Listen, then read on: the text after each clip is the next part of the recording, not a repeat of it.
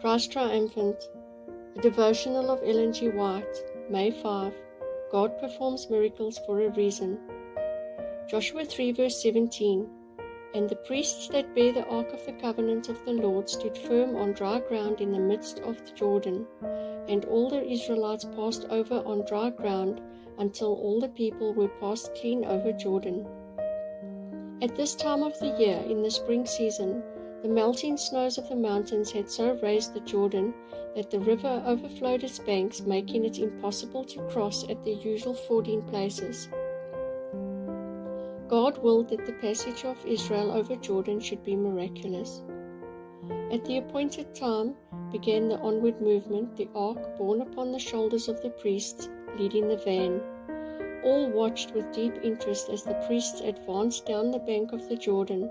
They saw them with the sacred ark move steadily forward towards the angry surging stream till the feet of the bearers were dipped into the waters.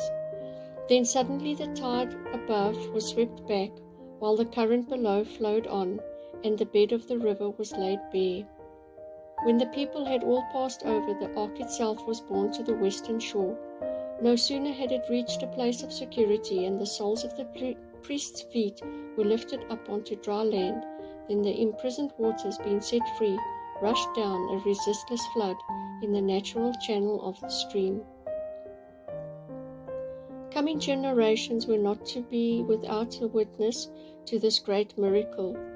While the priests bearing the ark were still in the midst of Jordan, 12 men previously chosen, one from each tribe, took up each a stone from the riverbed where the priests were standing and carried it over to the western side. These stones were set up as a monument in the first camping place beyond the river. The influence of this miracle both upon the Hebrews and upon their enemies was of great importance. It was an assurance to Israel of God's continued presence and protection, and evidence that He would work for them through Joshua as He had wrought through Moses.